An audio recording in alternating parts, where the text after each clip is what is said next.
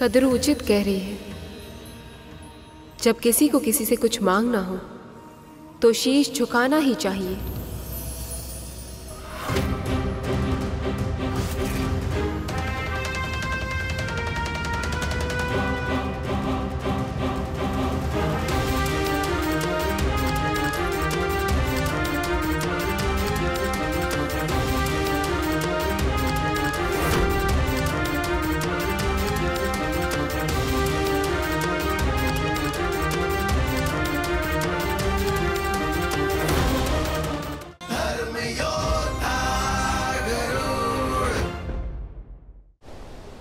हमने उस गरुड़ को इतने महत्वपूर्ण कार्य के लिए भेजा ही क्यों?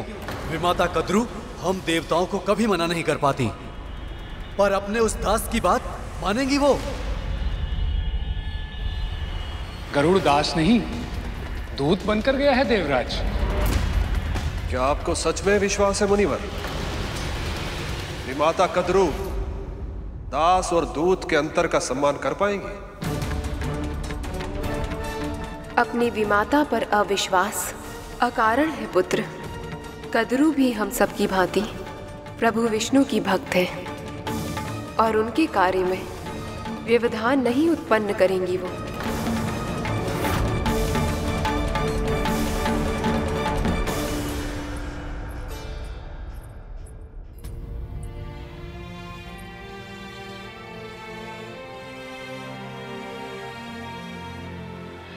माँ और महारानी जिन बाबा के बारे में बात कर रहे थे उनसे एक बार मिलना चाहिए मुझे।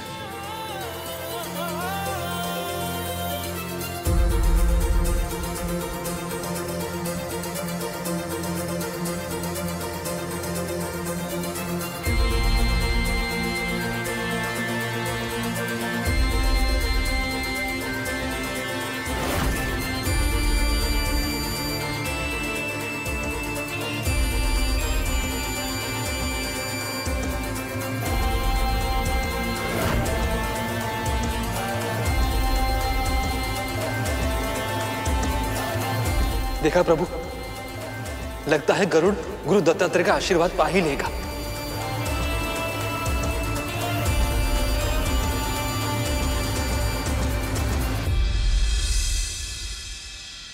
गरुड़, अब विलंब नहीं हो रहा है तुझे?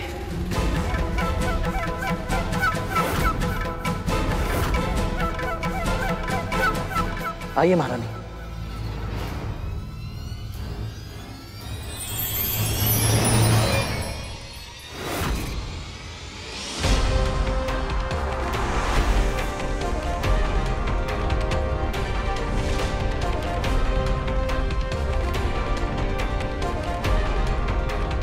एक बार बाबा से मिल तो लेता गरुड़।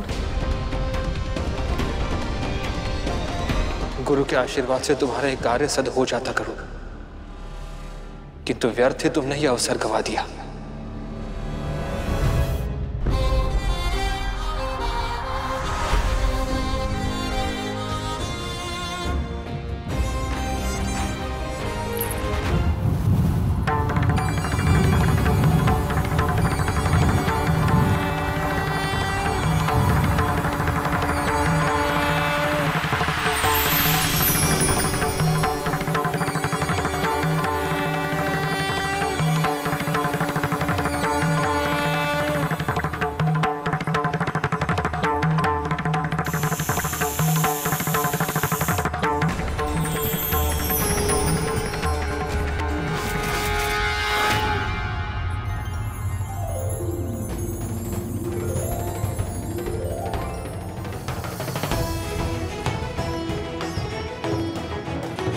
मां,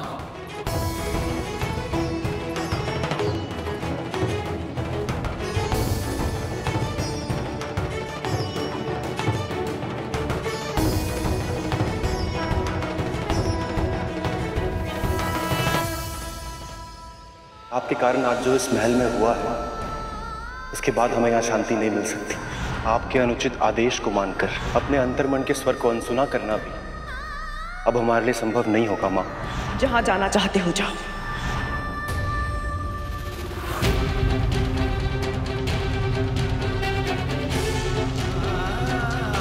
सुखी रहे।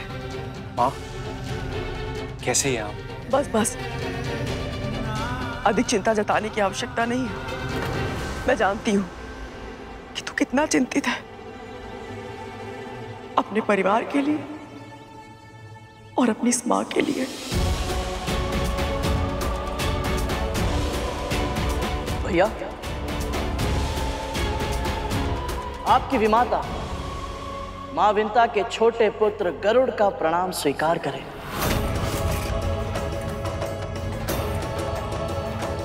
गरुड़,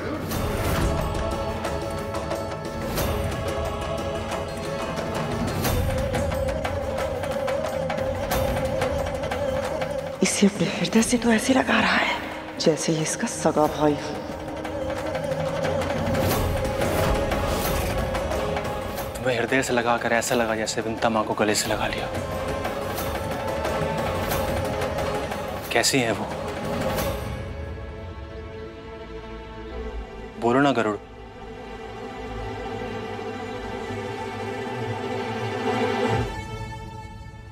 दासत्व का धागा तो माता कद्रू ने गरुड़ को भी अपना दास बना लिया।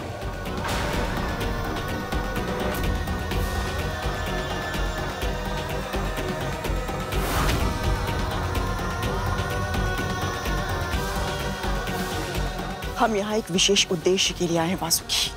बताइए, अब क्या चाहिए आपको?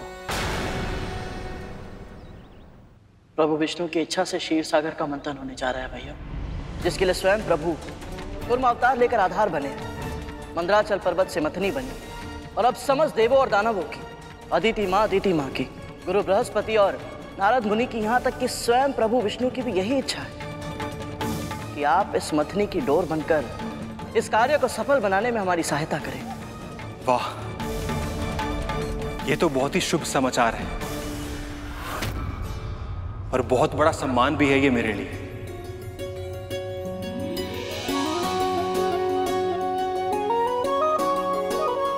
मैं जानता था भैया आप मुझे निराश नहीं करेंगे। चलिए शीघ्र ही चलते हैं। वासुकी,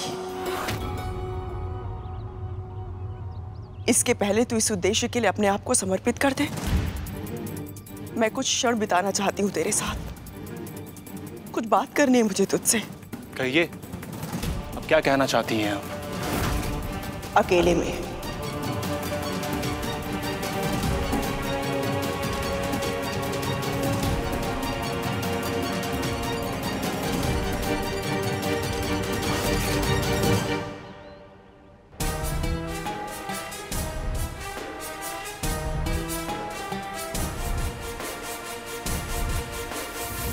जब मैं वासुकी भैया के साथ पहुंचूंगा तो सभी देव और दानव अच्छी तरह से समझ जाएंगे कि मैं सब कुछ कर सकता हूं। उस गरुड़ के हाथों में दासत्व का बंधन देखकर तूने अपनी मां को दोषी मान लिया। तूने ये जानने का प्रयास भी नहीं किया कि तेरी मां को, तेरे भाइयों को उस गरुड़ की वजह से कितना कुछ सहना पड़ा है। धूमल, तेरे अन्य भाई, उनके प्राण में कैसे मृत्यु के मुख से लेकर आई हूं, ये मैं जानती हूं। क्या हुआ था मेरे भाइयों को मां? अब चिंता करने की आवश्यकता नहीं है। संकट बहुत कठोर था, किंतु मैंने जीवित पुत्रिका का व्रत किया और उनके प्राण बच गए। और अब मैं नहीं जानती कि ये व्रत भविष्य में पर्याप्त होगा भी या नहीं। माँ, ये सब आप क्या कह रही हैं? तू जानता भी है ये मंथन क्यों हो रहा है? गरुड़ ने बताया कि प्रभु विष्णु और माँ लक्ष्मी के मिलन के... ये तो बस उद्देश्य है इस मंथन का, और भी अनेक लाभ है।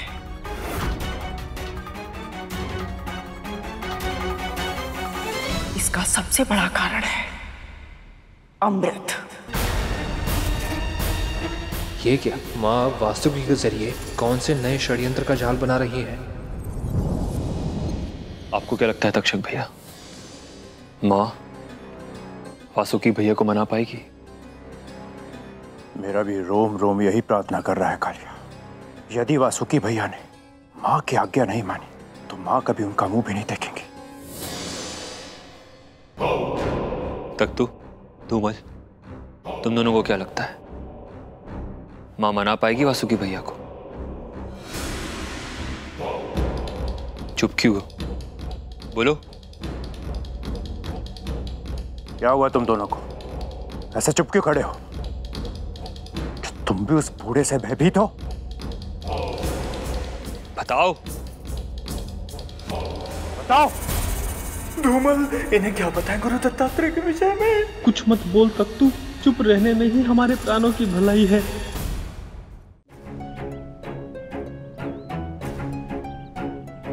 दानवों के पास पहले से ही संजीवनी विद्या है, किंतु अब केवल देवताओं को अमृत प्राप्त ना हो जाए, इसके लिए मंथन में अपना योगदान देना स्वीकार किया उन सबने।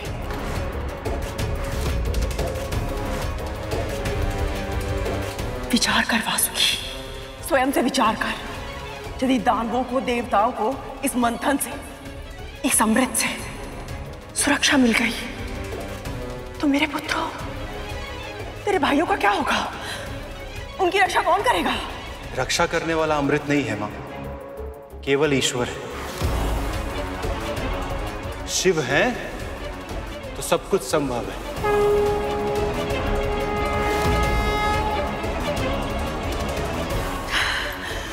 तर्क वितर्क के जाल में फंसाकर अपनी मां की आज्ञा मानने से मना कर रहा है तू? ऐसी आज्ञा मां? तू मानेगा या नहीं? यदि धर्म के विरुद्ध ना हुआ तो अवश्य मानूंगा मां। मां का ऋण चुकाते समय शर्त नहीं लगाते वासुकी। आप बताइए तो सही, क्या आज्ञा है मां?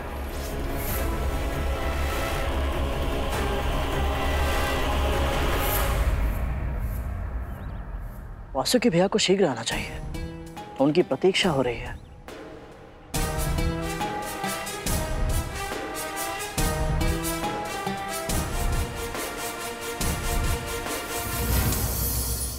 पहले विमाता कद्रू गरुड़ का अहंकार तोड़ेंगी और फिर वो स्वयं पूरा का पूरा टूट जाएगा।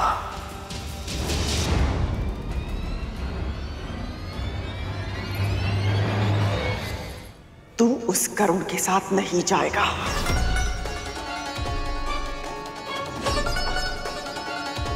मां, आप मुझे धर्म का कार्य करने से कैसे मना कर सकती हैं? आपको तो गर्व होना चाहिए कि इतने शुभ लक्ष्य की प्राप्ति के लिए आपके पुत्र को चुना गया है। अवश्य होता वासुकी, यदि तुझे सम्मान के साथ आमंत्रित किया जाता। देवताओं को प्रभु विष्णु ने स्वयं आमंत्रित किया। दानवों को बुलाने के लिए स्वयं नारद मुनि दौड़े दौड़े चले गए, किंतु तुझे आमंत्रित करने के लिए किसे भेजा गया? मेरे अपने ही दास को। इससे क्या अंतर पड़ता है मां? अंतर पड़ता है वासुकी, अंतर पड़ता है। बचपन से मैंने तुम सबको एक ही शिक्षा दी है। खड्गेन आक्रम में भुंजीता, वीर भोग्या वसुंधरा। शस्त्र के बल पर ही पुरुषार्थ करने वाले विजयी होकर इस पृथ्वी का भोग करते हैं। इसलिए तुम सबको इतना शक्तिशाली बनना होगा कि सबको पराजित करके त्रिलोक पर अपना राज स्थापित कर सको। इन खुली आंखों ने एक ही स्वप्न देखा है, मेरे पुत्र इतने शक्तिशाली, इतने सामर्थ्यवान बने कि इस पूरी सृष्टि को झुककर उनका और उनकी मां का सम्मान करना पड़े। जब तक तुझे वहां पूरे आदर के साथ आमंत्रित नहीं किया जाता, तू नहीं जाएगा वहां। मां, प्रभु विष्णु के कार्य में अवरोध नहीं, सहायक बनना चाहिए। मैं भी यही चाहती हूँ वासुकी, मैं भी यही चाहती हूँ, और तेरे चुनाव से मैं प्रसन्न भी बहुत हूँ। किंतु आज तक तेरी माँ को वो सम्मान नहीं मिला जो अदिति दीदी और दीदी को मिला है। तू तो जानता है ना, ये संसार उन्हीं का सम्मान करता है जिनकी भुजाओं में बल होता है। जब तक स्वर्ग पर देवताओं का राज था, अदिति दीदी सबसे शक्तिशाली थी। देवी अदिति की, देवी अदिति की। और जैसे ही दानवों का राज हुआ, सारी शक्ति दीदी के पास चली गई। राजमाता दीदी की, राजमाता दीदी की। पर अब पहली बार ऐसा अवसर आया है जहां समस्या बहुत बड़ी, उसे सुलझाने का सामर्थ्य केवल मेरे पुत्र में है। उन सभी ने अब तक ना तो केवल शक्ति को पहचाना है और ना ही इसके कारण मेरा सम्मान किया है, किंतु अब मैं सबको विवश कर दूंगी। मैं सदैव अदिति दीदी और दीदी के सामने झुकते आई हूं, किंतु अब ये संसार मेरे सामने झुकेगा। तुझे बुलाने के लिए उस दास को भेजकर उन्होंने मेरे नागपुत्रों का अपमान किया है, किंतु अब उन्हें समझाना होगा कि इस अमृत पर मेरे पुत्रों का भी उतना ही अधिकार है जितना उनके पुत्रों का है। और यदि ऐसा नहीं हुआ तो ना तो मेरा पुत्र इस मथनी की डोर बनेगा, ना ही अमृत बाहर आएगा, और ना ही देवी लक्ष्मी। मुझे आश्चर्य हो रहा है कि माँ अपने स्वार्थ के लिए इस सीमा तक जा सकती है।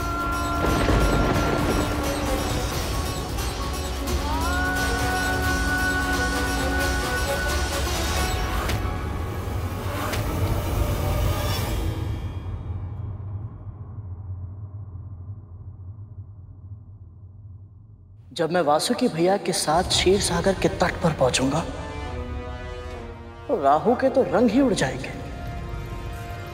वो पहले से मेरी इतनी प्रशंसा कर रहा था, अब तो मेरी प्रशंसा के गीत गाने लगेगा। और वज्रा धमकी देना बहुत प्रिय है ना उसे। जब वासुकी भैया को साथ देखेगा उसके मुंह से स्वर तक नहीं निकलेगा। विंतानंदन गरुड़ की जय, विंतानंदन गरुड़ की जय।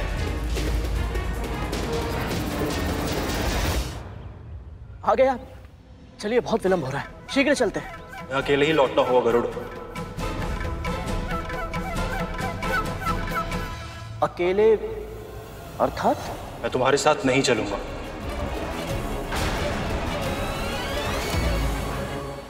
ये कैसे संभव है प्रभु?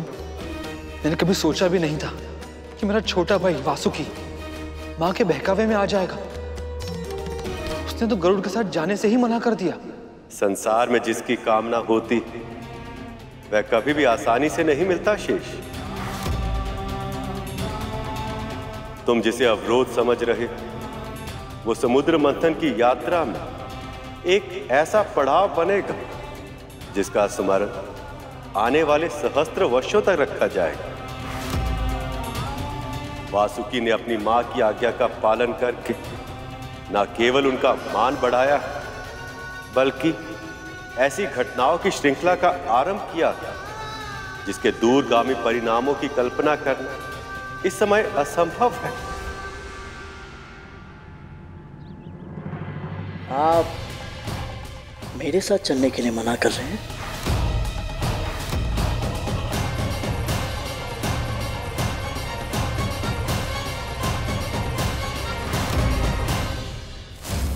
आप ऐसा कैसे कर सकती हैं? इतनी स्वार्थी कैसे हो सकती हैं आप? तुम्हें जो कहना है मुझसे कहो गरुड़, मेरी मां से नहीं। अब कहने के लिए बचा ही क्या है भैया? आपने तो अपनी मां के कहने पर धर्म का साथ ही छोड़ दिया। धर्म के बारे में उपदेश देने का अधिकार तुझे किसने दिया? अपनी मां की सिखाई हुई बातों को तोते की तरह रटता रहा है तू। इसके अतिरिक्त धर्म के बारे में जानता ही क्या है? मत भूलना, जिसके बारे में तू बात कर रहा है ना, या जिससे प्रश्न कर रहा है, उसने वर्षों तक महादेव की तपस्या की है। क्या लाभ ऐसी तपस्या का जिससे इतना भी ज्ञान नहीं मिल पाया कि किसकी आज्ञा माननी चाहिए और किसके सुझाव को अस्वीकार करके फेंक देना चाहिए?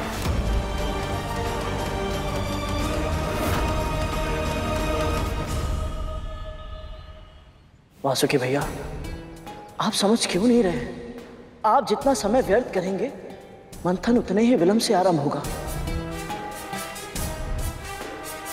प्रभु विष्णु और माता लक्ष्मी का मिलन बस टलता ही जाएगा, न जाने कब तक।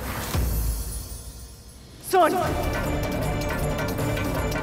यदि तू चाहता है कि इस मंथन में और विलंब ना हो तो शीघ्र जा देवताओं और दानवों को मेरा संदेश पहुंचा।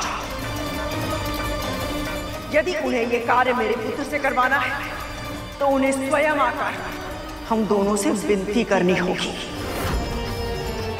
अन्यथा मैं अपने पुत्र को किसी साधारण दास के साथ जाने की अनुमति कभी नहीं दूंगी। किसी साधारण दास के साथ जाने की अनुमति कभी नहीं दूंगी। किसी साधारण दास के साथ जाने की अनुमति कभी नहीं दूंगी।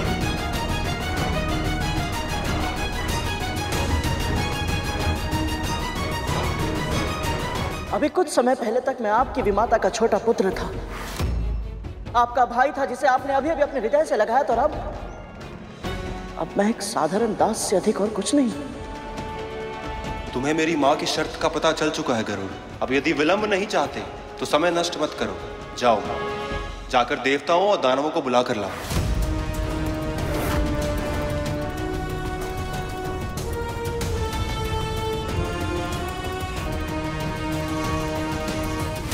गरुड़ किसी भी समय वासुकी को लेकर आता ही होगा।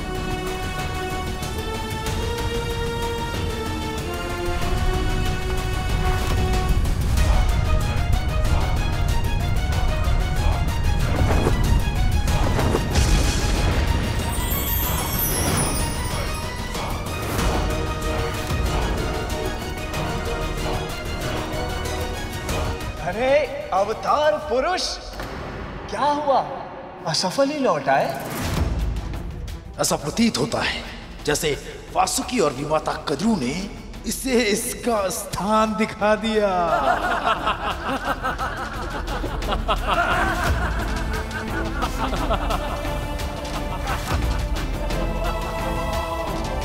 ये बात तो सत्य है गरुड़ कि तुम शक्तिशाली हो, पर केवल शक्ति है तुम्हारे पास और कुछ भी नहीं।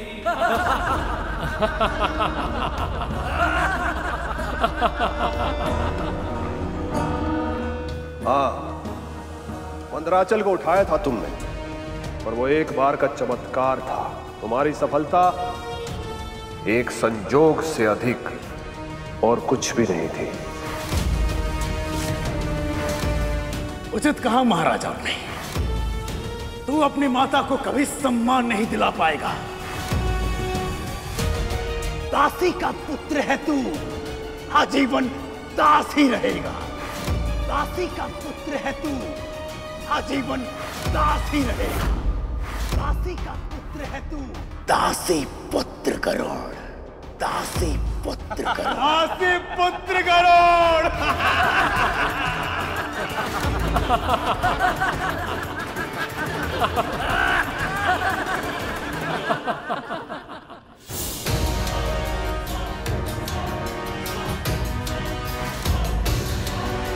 मैं आपको यहां से लिए बिना नहीं जाऊंगा, और यदि आप मेरे साथ नहीं चले तो आपको आपकी इच्छा के विरुद्ध ले जाने के अतिरिक्त मेरे पास और कोई उपाय नहीं बचेगा। हाँ, मैं आपको बलपूर्वक उठाकर ले जाऊंगा। गरुड़ का विरोध बढ़ता ही जा रहा है।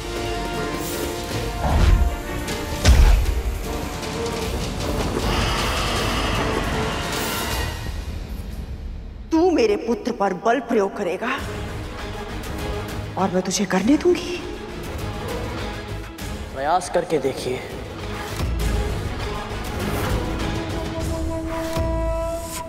मैं सबको वचन देकर आया हूं कि मैं वासुकी भैया को साथ लेकर आऊंगा, और अब मैं अकेले लौट नहीं सकता। यदि ऐसा है तो बढ़ो आगे। मैं अपनी मां की आज्ञा के बिना नहीं जा सकता। यदि फिर भी तुम मुझे अपने बलपूर्वक ले जाना चाहते हो तो आओ, अपनी इच्छा पूरी करो।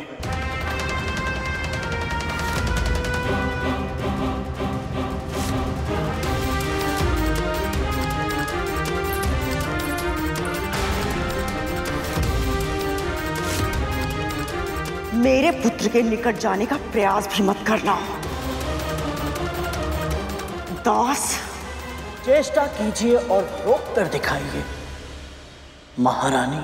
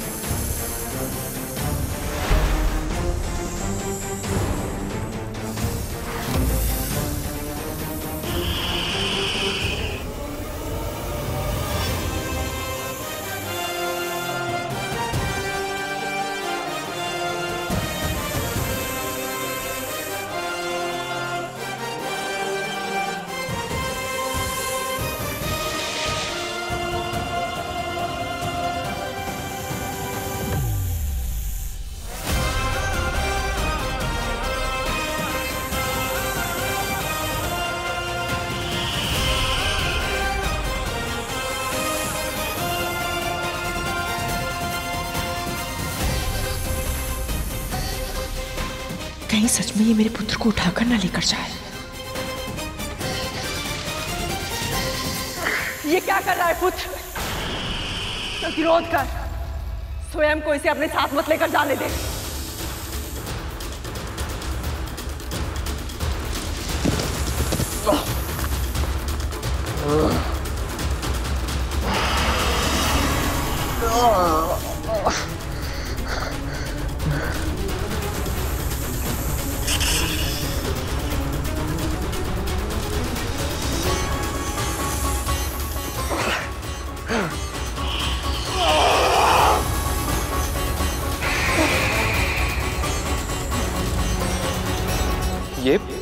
ये कैसे संभव है?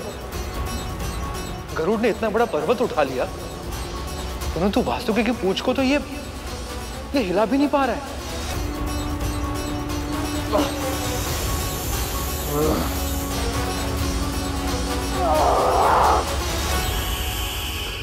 जब गरुड़ ने मंदराचल पर्वत उठाया था, तब उसके हृदय में मैं बसा था,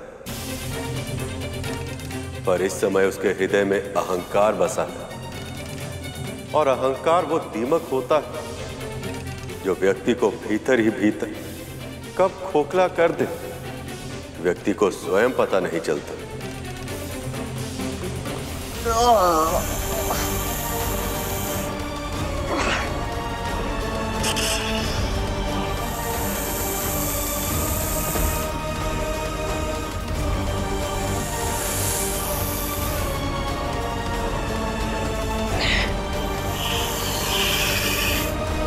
मुझे पहले से ही ज्ञात था कि ये कार्य उस पक्षी से नहीं हो पाएगा। हम सब और कब तक उसकी प्रतीक्षा करेंगे? कुर्मावतार के रूप में प्रभु विष्णु आधार बनकर कब से मथनी को अपनी पीठ पर लिए हुए हैं। अब हमें और विलंब नहीं करना चाहिए। गरुड़ जिसे लाने गया है वो कोई साधारण डोर नहीं है, वो स्वयं वासुकी है, और उसे यहाँ तक ले आ पाना सरल नहीं होगा। आपने बिल्कुल सही कहा विमाता, ये कार्य बहुत कठिन है। वासुकी को यहां तक लाने के लिए अथाह बल की आवश्यकता ही नहीं, बुद्धि, चतुरता और व्यवहारिक कुशलता के प्रयोग की भी आवश्यकता है, और ये ज्ञान उसके पास है ही नहीं। ये बात राहु को समझाइए असुरराज, क्योंकि राहु ने ही गरुड़ के आत्मविश्वास को बढ़ावा दिया है, ये बोल बोल कर कि ये अवतार पुरुष कुछ भी कर सकता है। जब वो वासुकी को लेने जा रहा था तब तुम सबको कोई शंका नहीं थी, पर अब जब विलंब हो रहा है तो उसके जाने का दोष किसी असुर के माथे मढ़ने का प्रयत्न कर रहे हो तुम।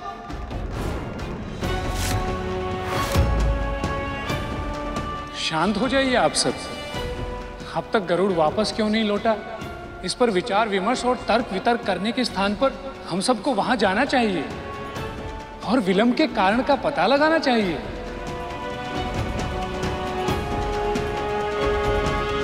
आपने उचित कहा मुनिवर। चलिए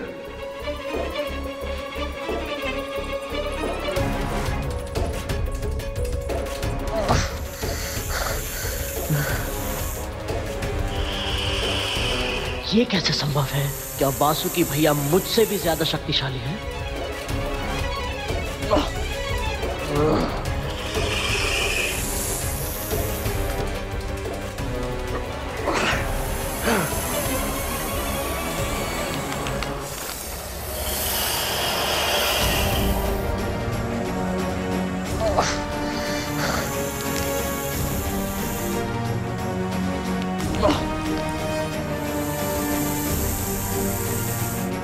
तेरी माँ को भी इस समय यहाँ होना चाहिए था गरुड़।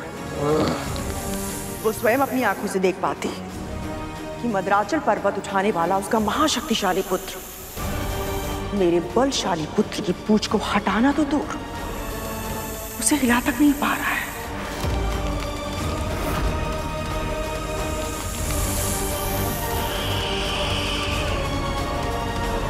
मैं कब से प्रयत्न कर रहा हूं, लेकिन अपना आकार बड़ा क्यों नहीं कर पा रहा हूं मैं?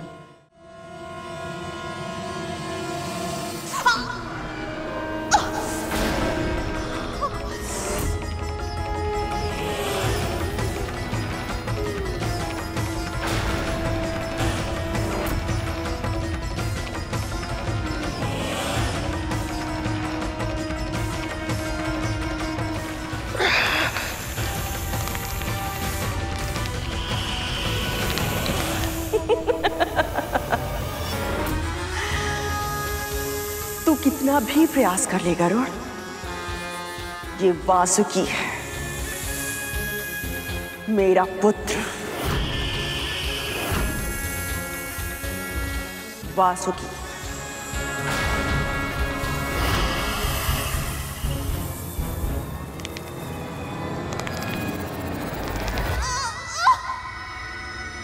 ये क्या हो रहा है? कौन कर रहा है ये सब?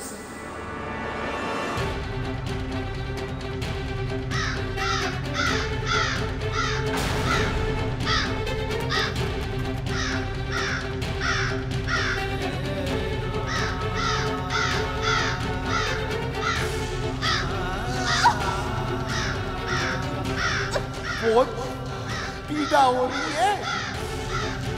जानती है इस पीड़ा का कारण कौन है? तेरा पुत्र और उसके कर्म। आपके कहने का अर्थ क्या है बाबा?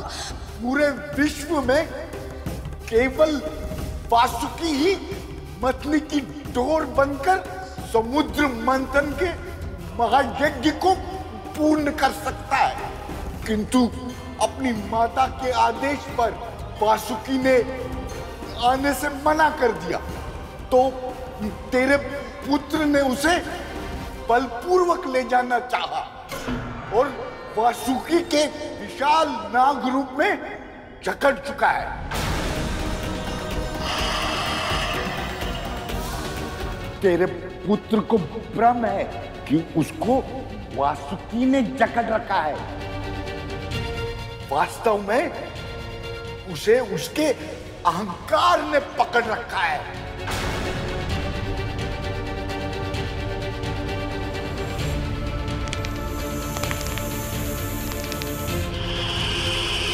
कितने अभिमान के साथ कहा था तूने कि तू बलपूर्वक उठाकर लेकर जाएगा।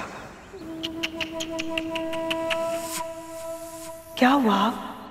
हाँ, अब तू किस मुंह से अपनी मां के सामने जाएगा? कितनी प्रसन्न थी वो। मेरे पुत्र ने मंदराचल पर्वत उठा लिया है, खीर बांटते फिर रही थी वो सब में, किंतु अब क्या करेगी वो? रोएगी जीवन भर, केवल आंसू बहाएगी वो।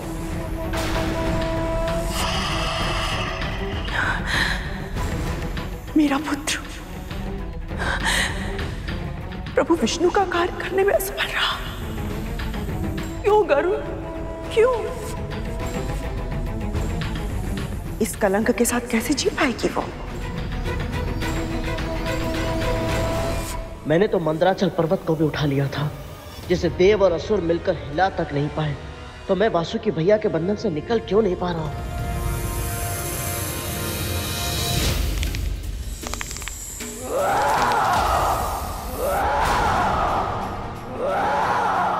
सुना सुना, अपने पुत्र की पुकार सुनी, किंतु ये उसकी पुकार नहीं है, उसके भीतर के अहंकार की पुकार है। ऐसा नहीं हो सकता बाबा। मैंने अपने पुत्र को अच्छे संस्कार दिए हैं, समझाया है उसे। यदि अरे स्वर्ग में से कोई भी दोष उसके भीतर गए तो उसका जीवन नष्ट हो जाएगा। यदि शीघ्र तुमने कुछ नहीं किया तो तेरे पुत्र का पतन निश्चित है। ऐसा नहीं हो सकता।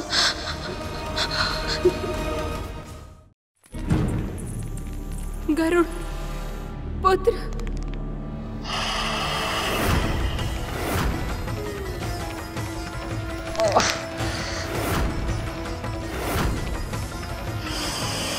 कसके पुत्र, और कसके ताकत बढ़ाओ।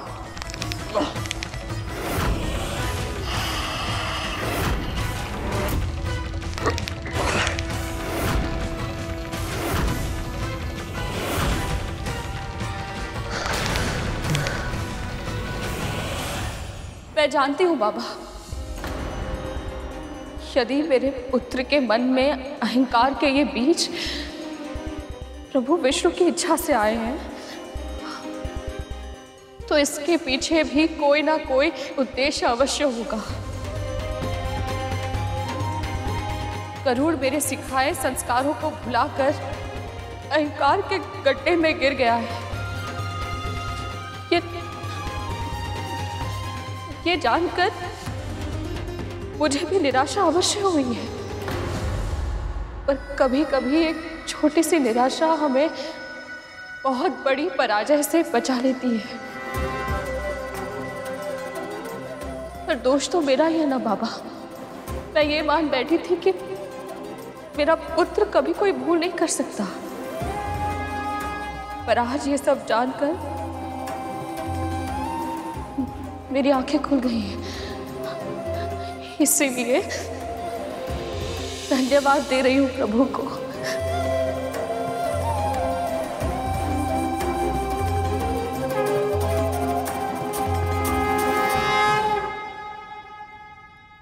अद्भुत है इनका विश्वास, अद्भुत है इनकी भक्ति। इतना दुख पाकर भी इसे आपका आशीर्वाद समझकर स्वीकार कर रही है। ये भक्तों की ऐसी भक्ति ही मुझे भगवान बना देती।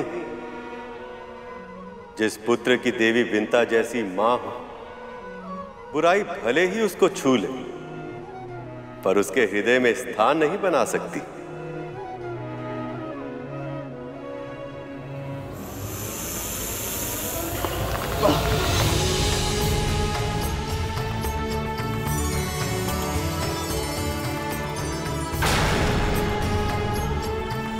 मां,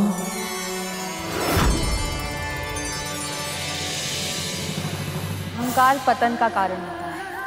अपने चारों ओर देखकर कुछ वृक्ष अहंकार से तने खड़े हैं, किंतु कुछ वृक्ष स्वाभिमान और विनम्रता का संतुलन स्थापित कर वायु के साथ झूल रहे हैं। जब आंधी आएगी तो तने हुए शीश वाले वृक्ष धूल में मिल जाएंगे, परंतु अपने लचीलेपन के कारण विनम्र वृक्ष वायु के वेग के साथ झुक जाएंगे और आंधी बीत जाने पर फिर से खड़े हो जाएंगे। मंदराचल पर्वत को भले ही मैं यहाँ पर उठा कर लाया, परंतु इसे मथना तो देवता और दानवों को ही है, और यदि आप मेरे साथ नहीं चले, मैं आपको बलपूर्वक उठा कर ले जाऊंगा। मुझे क्षमा कर दीजिए मां, मैं आपके दिए संस्कारों को भूल गया।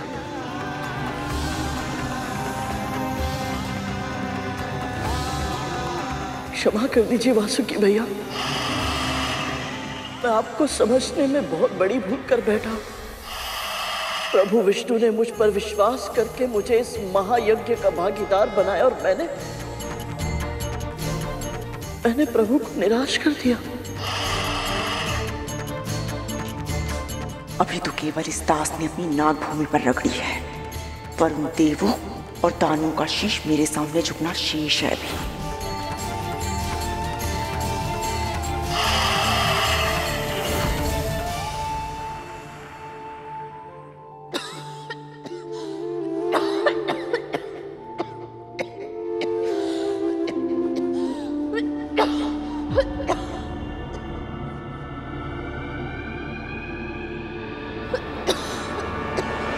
देख क्या रही हैं?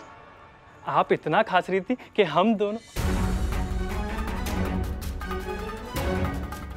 चैन से विश्राम भी नहीं कर पा रहे थे। अब चुपचाप ये जल लीजिए और पीजिए, ताकि आपका कर्कश स्वर बंद हो सके और हमारे कानों को आराम मिल सके। लीजिए, पी लीजिए।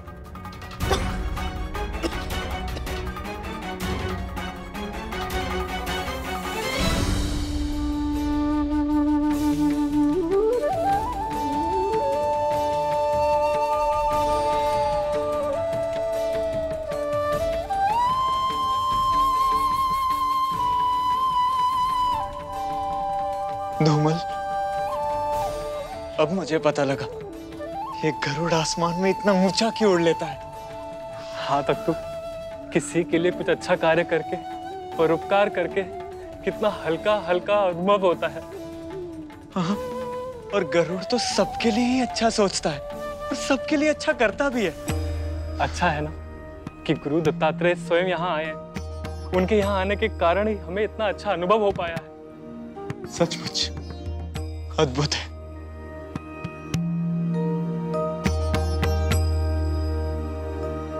जिस कुटिया के आसपास मैं और तक्षक भैया पहुंच भी नहीं पा रहे, ये दोनों वहां आराम से घूम रहे हैं। गरुड़ पुत्र,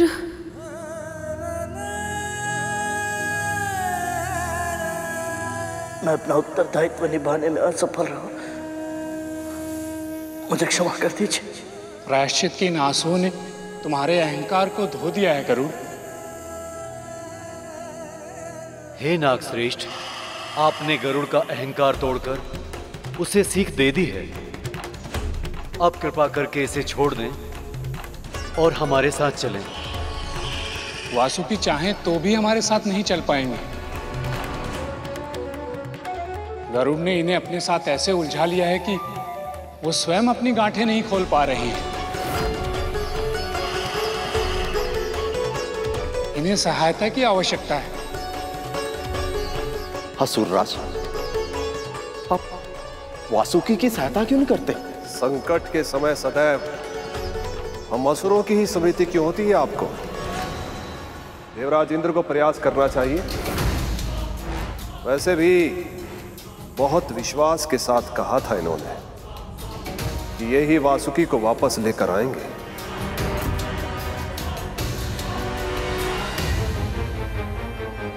ये घोषणा तो आप असुरों ने भी की थी असुरराज।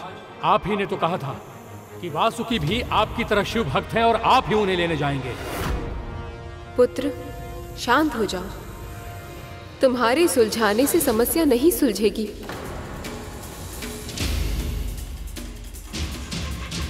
कद्रू, जब तक तुम वासुकी को अनुमति नहीं दोगी,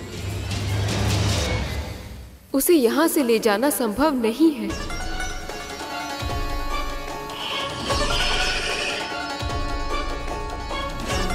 मैं जानती हूँ दीदी, आप सभी को यही लग रहा है ना कि मैं प्रभु विष्णु के कार्य में अवरोध उत्पन्न कर रही हूँ, किंतु ऐसा नहीं, मेरा विश्वास कीजिए। मेरे लिए तो सौभाग्य की बात है कि मेरे पुत्र को इतने महान यज्ञ में योगदान करने का अवसर मिल रहा है।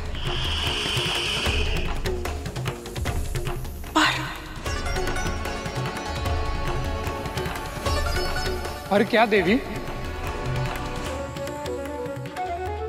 पर एक माँ का हृदय अपने सभी पुत्रों के लिए चिंतित रहता है। मुझे केवल एक ही बात का भय है कि कहीं मेरा एक पुत्र मेरे अन्य सभी पुत्रों की मृत्यु का कारण ना बन जाए। कद्रू, ये कैसी अनर्गल बातें कर रही हो तुम? क्यों? क्या ये सत्य नहीं है कि देवता और दानव मेरे वासुकी को दो विपरीत दिशाओं में खींचेंगे ताकि वो क्षीर सागर का मंथन कर सके और उन्हें अमृत प्राप्त हो सके?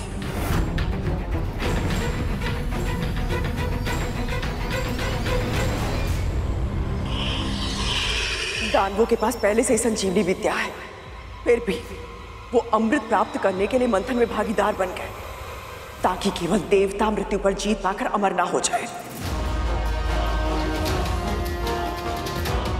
पर मेरे पुत्रों का क्या दीदी? क्या उन्हें इसमें समान अधिकार नहीं मिलना चाहिए?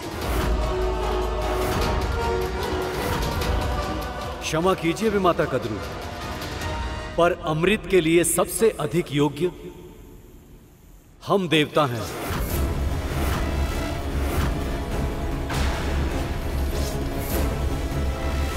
संजीवनी विद्या हमारे गुरुदेव की तपस्या का फल है, पर इसका अर्थ यह नहीं है कि हम अमृत पर अपना अधिकार छोड़ दें।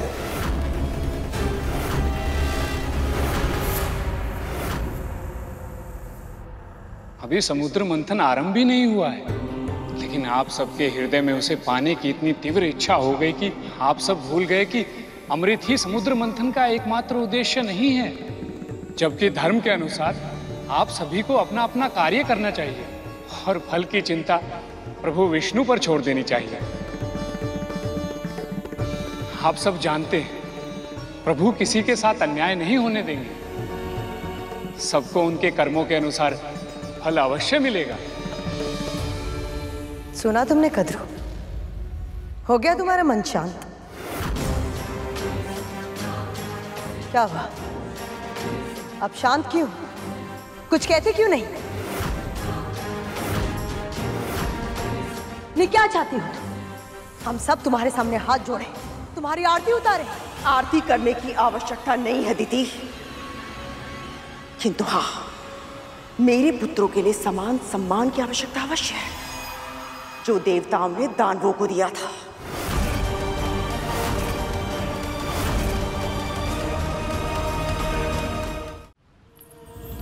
कद्रू उचित कह रही है। जब किसी को किसी से कुछ मांगना हो तो शीश झुकाना ही चाहिए।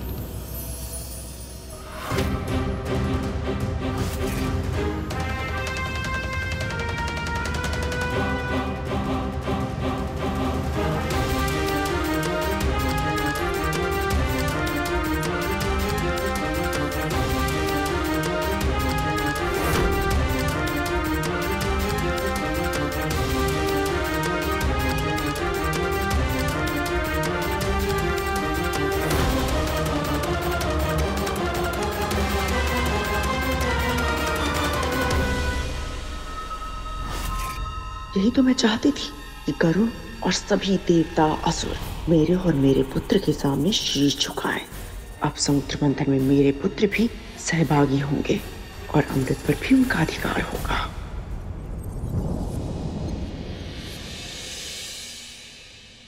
क्या हुआ शेष? तुमने दृष्टि क्यों फेर ली? प्रभु, सम्मान तो अर्जित किया जाता है ना। इस प्रकार किसी की विवशता का लाभ उठाकर मांगा नहीं जाता, जैसे मां इस समय कर रही। मुझे लगा था गरुड़ का अहंकार टूटते हुए देख गई, इन्हें भी अपनी भूल का आभास हो जाएगा,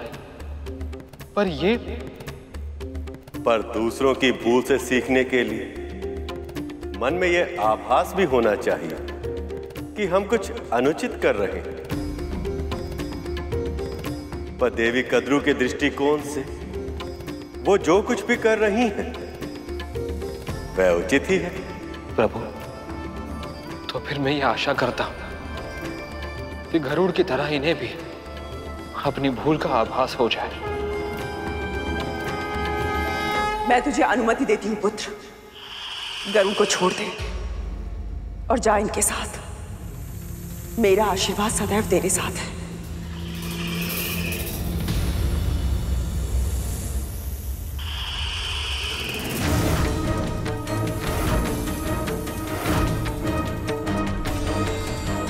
क्या हुआ पुत्र?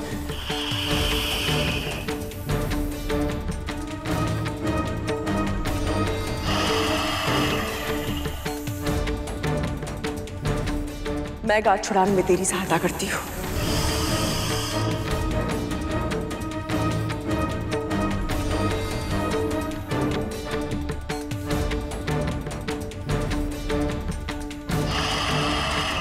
इसकी पूछ कहाँ से आरंभ होती है और तन कहाँ समाप्त होता है, कुछ समझ ही नहीं आ रहा है।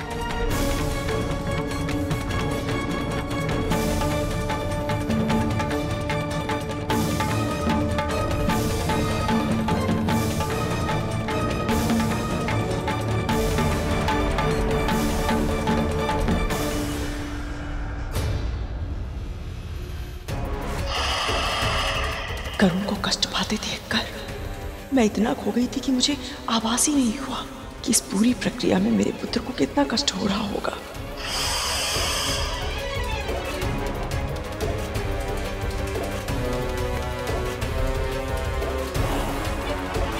ये गांठें तो खुल ही नहीं रही हैं।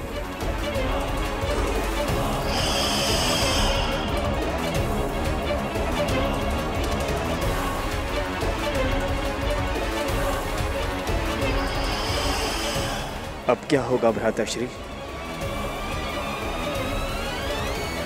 जानते हो सत्य क्या है शेष? वासुकी को इस स्थिति में गरुड़ ने नहीं, उसकी अपनी मां ने पहुंचाया। जब माता पिता बहुत महत्वाकांक्षी हो जाते हैं तो कभी कभी अपने संतानों के जीवन को अपनी इच्छाओं के जाल से उलझा देते हैं। फिर चाहे वो कितना भी प्रयत्न क्यों ना कर ले, उनकी उलझनों को सुलझा नहीं पाते। तो फिर प्रभु, वासुकी की ये उलझनें कैसे सुलझेंगी? महादेव शिव शंकर की सहायता से। एक भक्त को उसके समस्याओं से मुक्ति केवल और केवल उसके आराध्य प्रभु ही दिला सकते हैं। हम सबको मिलकर महादेव की स्तुति करनी चाहिए।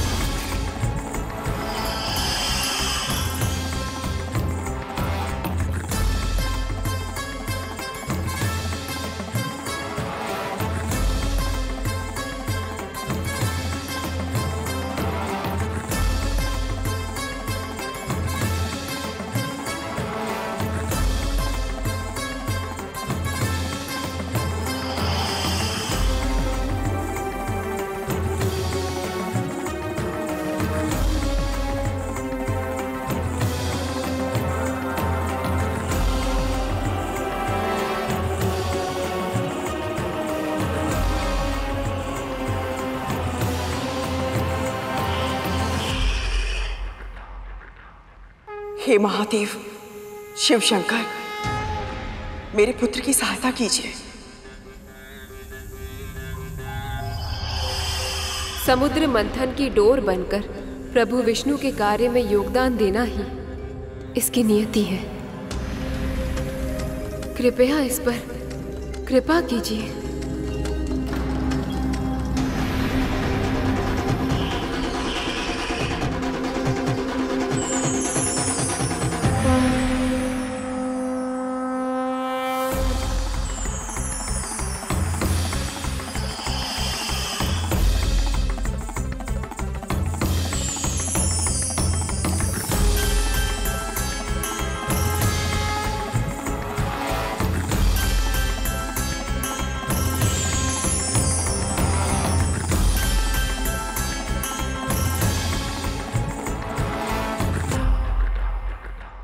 मेरा प्रणाम स्वीकार कीजिए महादेव। मैं तुम्हारी तपस्या से अत्यंत प्रसन्न हूं वासुकी।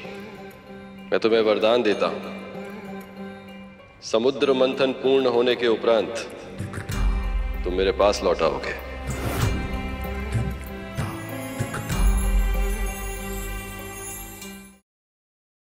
पक्षीराज गरुड़ के साहस भरे कारनामे देखने के लिए चैनल को सब्सक्राइब करें और साथ ही बेल आइकॉन दबाना न भूलें।